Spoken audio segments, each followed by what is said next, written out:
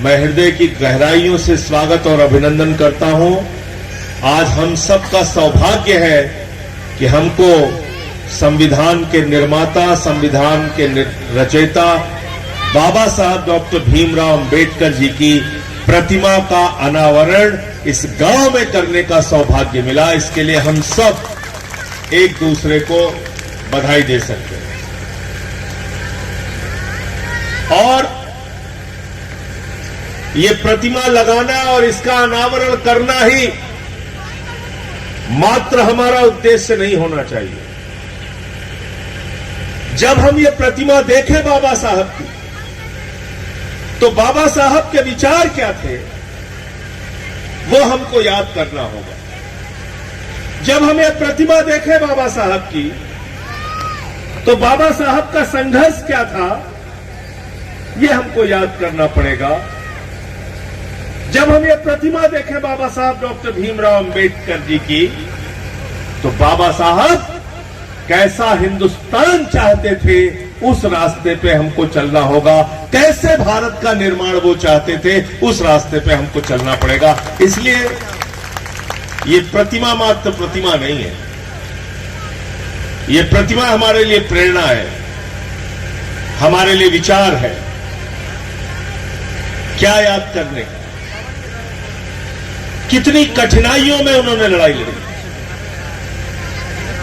और कैसे समय में उन्होंने लड़ाई लड़ी। सोचिए, एक ऐसा समाज जहां दलितों को, वंचितों को, शोषितों को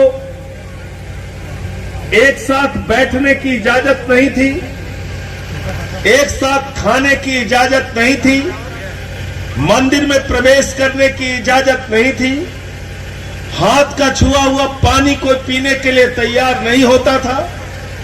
ऐसा समाज जहां पर कि कोई दलित अगर किसी रास्ते से गुजर रहा है तो हाथ गले में हडिया बांध के और पीठ में पीछे झाड़ू बांध के टहलने को कहा, घूमने को और निकलने को कहा जाता था। ऐसे समाज में जहां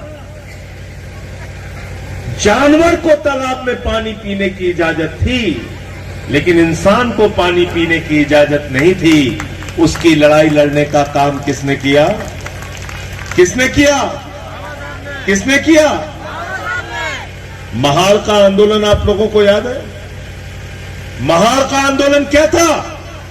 तालाब में दलितों को पानी पीने की इजाजत नहीं थी और उसके लिए आंदोलन चलाया बाबा साहब ने।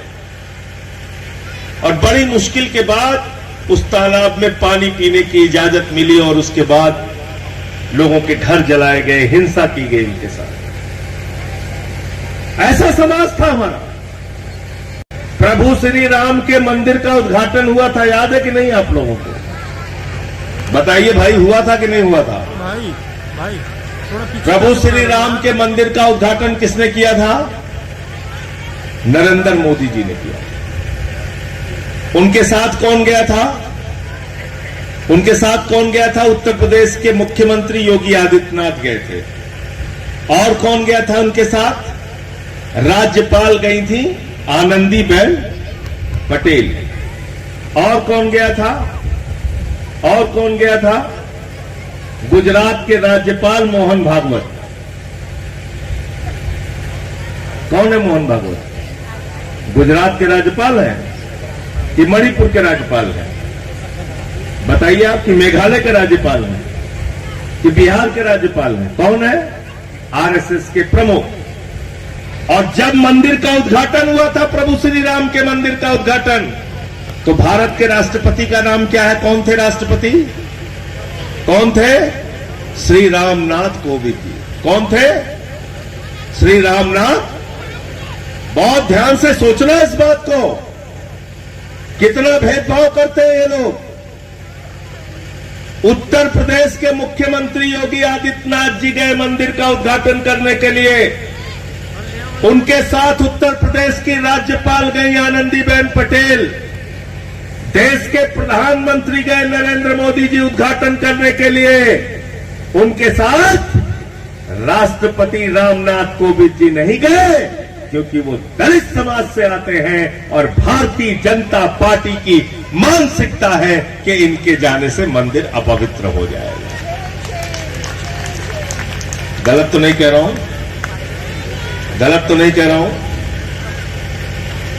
मंदिर के शिलान्यास के समय में तब मोदी जी प्रधानमंत्री थे, जब उसका पत्थर रखा गया शिलान्यास के समय में प्रधानमंत्री मोदी थे और राष्ट्रपति रामनाथ कोविंद जी थे। उनको नहीं लेके गए, आरएसएस के प्रमुख को लेके गए। अब 22 जनवरी 2024 को, 22 जनवरी को हुआ ना भाई मंदिर का उद्घाटन। पहले शिलान्यास हुआ तो कोविंद जी राष्ट्रपति थे और 22 जनवरी 2024 को मंदिर का उद्घाटन हुआ। मंदिर बन के तैयार हो गया, मंदिर का उद्घाटन करने गए। कौन गया मंदिर का उद्घाटन करने? नाम बोलिए भाई, महामानव का नाम बोलिए।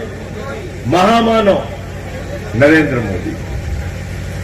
मोदी जी गए उद्घाटन करने के लिए। उत्तर प्रदेश के मुख्यमंत्री योगी आदित्यनाथ जी गए। उत्तर प्रदेश की राज्यपाल आनंदीबेन पटेल फिर गई और फिर उनके साथ कौन गया? मोहन भागवत। कौन है राष्ट्रपति? देश के राष्ट्रपति कौन है? श्रीमती द्रौपदी मुर्मू जी। देश की महामहिम राष्ट्रपति हैं श्रीमती द्रौपदी मुर्मू जी, जो आदिवासी समाज से आती हैं। तो जब मंदिर का उद्घाटन करना हुआ तो मोदी जी के साथ मोहन भागवत जी गए और उस समय श्रीमती द्रौपदी मुर्मू जी, जो महामहिम राष्ट्रपति हैं, वो नहीं गई क्योंकि आदिवासी समाज से आती हैं। और भारतीय जनता पार्टी दलित को अपनी राजनीति के लिए राष्ट्रपति तो बना सकती है, आदिवासी को अपनी राजनीति का उल्लू सीधा करने के लिए राष्ट्रपति तो बना सकती है, लेकिन प्रधानमंत्री के साथ मंदिर में नहीं भेज सकती। ये है इनकी मानसिकता। अगर इसको नहीं पहचानोगे तो बार बार गलती करते जाओगे। ये समाज के बड़े वर्ग से परहेज करते हैं, छुआछूत और भेदभाव की विचारधारा अपने मन के अंदर रखते हैं। और इस विचारधारा से लड़ने के लिए बाबा साहब डॉक्टर भीमराव अंबेडकर जी ने क्या संदेश दिया आपको? क्या कहा आपसे? शिक्षित बनो, संगठित रहो, संघर्ष करो। और क्या कहा? शिक्षा शेरनी का वो दूध है जो जितना पिएगा उतना दहाड़ेगा। इसलिए देश में समान शिक्षा होनी चाहिए, फ्री शिक्षा होनी चाहिए। इसकी वकालत बाबा साहब डॉक्टर भीमराव अंबेडकर जी ने की। और जब आम आदमी पार्टी बनी, अरविंद केजरीवाल जी मुख्यमंत्री बने, तो भारत की पहली सरकार है आम आदमी पार्टी की सरकार, जिसने कहा स्कूलों में सारे पाठ तो पढ़ाओ, लेकिन दिल्ली के स्कूलों के अंदर बाबा साहब के द्वारा लिखा गया संविधान बच्चों को पढ़ाओ, जिससे उनको अपना अधिकार मालूम रहे। देश की पहली सरकार है जिसने दिल्ली के अंदर संविधान पढ़ाया। फ्री शिक्षा की व्यवस्था की हमने कि बच्चे पढ़ें। बाबा साहब के नाम पे फ्री कोचिंग का इंतजाम किया और बच्चों की पढ़ाई को प्राथमिकता देने के साथ साथ हमारा ये मानना है कि आज जो सरकार, मौजूदा सरकार है, जो देश में और मौजूदा उत्तर प्रदेश में भारतीय जनता पार्टी की जो सरकार है, इनके रहते हुए आपका भला नहीं हो सकता है। इन सरकारों को अपने वोट की ताकत से आपको उखाड़ कर फेंकना है और बाबा साहब के सिद्धांतों का समाज बनाना है, उनके विचारों का समाज आपको बनाना है। उस काम में आपको लगना है। और ये प्रयास हमारे जनक भाई कर रहे हैं, यहां पर दिन रात मेहनत कर रहे हैं। असली दुश्मन कौन है आपके, आप उनको पहचानिए, उनकी विचारधारा को पहचानिए, उनकी नफरत की राजनीति को पहचानिए। उनका कोई नुकसान नहीं होने वाला है। ये हिंदू मुसलमान की राजनीति से उनका कोई नुकसान होने वाला है? आप हिंदू मुसलमान की राजनीति में उलझे रहो, वो अडानी को ठेका देते रहे हैं। कितना कर्जा दिया अडानी को? अडानी को 8 एयरपोर्ट बना के दिया। 8 एयरपोर्ट सरकार ने बना के दिया अडानी को। एक एयरपोर्ट जनक प्रसाद को भी देते, ये भी करोड़पति हो जाते। देंगे क्या इनको? देंगे इनको? अरे छोड़िए एयरपोर्ट देना, 10-20 गांव में आप लोगों के लिए स्कूल ही बनवा देते अच्छा सा। कोयला अडानी को, गैस अडानी को, बिजली अडानी को, पानी अडानी को, सड़क अडानी को, आकाश में चले जाओ तो जहाज अडानी को, जमीन पे आ जाओ तो एयरपोर्ट अडानी को, समुद्र में चले जाओ तो पोर्ट अडानी को। तो आकाश से लेकर पाताल तक मोदी जी अपने दोस्त अडानी को देते हैं और आपके हिस्से में देते हैं 5 किलो फोटो लगा के झोला में 5 किलो आसन लीजिए और 5 किलो राशन लेके खुश रहिए। यही करते। और कह रहे हैं 3 किलो मिलता है, 5 किलो में भी घपला कर लेते हैं। घोड़ी पे नहीं बैठने देते, ये तो एक जगह का मामला नहीं है। आप सोचिए, आप तो सिर्फ घोड़ी पे बैठने की बात कर रहे हैं। मध्य प्रदेश में एक शमशान के अंदर एक दलित भाई ने अपने घर में किसी का निधन हुआ था, उनको शमशान में मिट्टी करने के लिए गए लेकर, उसको प्रतिबंधित कर दिया गया, रोक दिया गया। आप इस शमशान में मिट्टी नहीं कर सकते, आप अंतिम संस्कार नहीं कर सकते।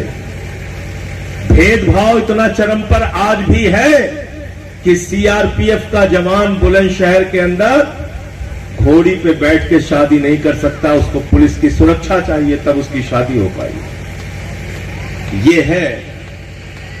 और आपको क्या बताते रहते हैं? हिंदू मुसलमान के नाम पे लड़ते रहिए, हिंदू मुसलमान के नाम पे आप लड़ते रहिए और मोदी जी माल अपने दोस्तों को बांटते रहे। राम राम जपना पराया माल है। तो भाजपाइयों के लिए हम एक लाइन पढ़ते हैं कि देखो ऐ दीवानों ऐसा काम ना करो और राम का नाम बदनाम ना करो। राम का नाम बदनाम ना करो। और हमारी एक बहन ने, एक अभी शिविर हमने किया था प्रयागराज में, तो वहां डॉक्टर श्रद्धा चौरसिया हमारी एक बहन है, उसने कहा देश में बहुत बाबा घूम रहे हैं, उत्तर प्रदेश में भी एक बाबा घूम रहे हैं, हम किसी बाबा को नहीं मानते, हम बाबा साहब डॉक्टर भीमराव अंबेडकर जी को मानते हैं। भाई ठीक है ना? तो अच्छी शिक्षा दिलाना है, बच्चों को बाबा साहब के सिद्धांतों और विचारों के बारे में बताना है, उनको पढ़ाना है। राजनीतिक हिस्सेदारी आपको किसने दिलाई? बाबा साहब डॉक्टर भीमराव अंबेडकर ने। सत्ता में हिस्सेदारी किसने दिलाई? एमपी एमएलए का आरक्षण किसने दिलाया? बाबा साहब डॉक्टर भीमराव अंबेडकर जी ने। नौकरियों में आरक्षण किसने दिलाया? बाबा साहब डॉक्टर भीमराव अंबेडकर जी ने। इन्होंने आपकी सेवा भगवान की तरीके से किया है और इसलिए आपकी जिम्मेदारी है इस महापुरुष को जीवन भर भगवान की तरह मानते रहना और इनके लिए आप हमेशा श्रद्धा के भाव से इनके विचारों पर चलने का काम आप लोग करना। आज इस गांव में आके बहुत अच्छा लग रहा है। इतनी रात को भी आप लोग इतनी भारी संख्या में यहाँ पर एकत्रित हुए, इसके लिए आप सबका बहुत बहुत धन्यवाद, बहुत बहुत आभार। और सामाजिक न्याय की बात जो हमारे साथी जनक प्रसाद जी कर रहे थे, सामाजिक न्याय का मतलब है कि सबको बराबर से न्याय मिले, लेकिन आज दुर्भाग्य से न्याय सिर्फ चंद लोगों तक रह गया है। गरीब आदमी के हिस्से में तो बुलडोजर आता है और अगर ज्यादा आपने बोला तो 5 किलो राशन का झोला आता है, इसके अलावा कुछ नहीं आता, इसके अलावा कुछ नहीं आता। तो हम सत्ता में बैठ के जो लोग मलाई खा रहे हैं उनसे लड़ेंगे और अपना अधिकार छीन के आपके हिस्से तक पहुंचाने का काम करेंगे। ये संकल्प आज हम लोग बाबा साहब की प्रतिमा के सामने ले रहे हैं। अभी मैं अपने गृह जनपद में था, वहां सफाई कर्मियों के घरों के ऊपर, झोपड़ियों के ऊपर बुलडोजर चला दिया गया। तो मैंने पूछा, मोदी जी आप तो वाल्मीकि समाज के लोगों का पैर धुलते हैं, फोटो खिंचवाते हैं, फ्रंट पेज पे छपवाते हैं, सारे टीवी चैनल पे प्रचार करते हैं कि देखिए हम तो पैर धुल रहे हैं सफाई कर्मियों का। तो जब फोटो खिंच जाती है तो कहते हैं अब घर गिरा। फोटो खिंच गई, छप गया, टीवी पे चल गया, अब घर गिराओ इनका। ये है ये लोग। इसलिए आप सबका फिर से एक बार आभार और धन्यवाद। इस लड़ाई में हमारा साथ दीजिए, भाई जनक प्रसाद जी का साथ दीजिए, यही आपसे अनुरोध और विनती करने के लिए आया हूं। अपना हक लड़ के हमें लेना है। बहुत बहुत शुक्रिया, बहुत बहुत धन्यवाद।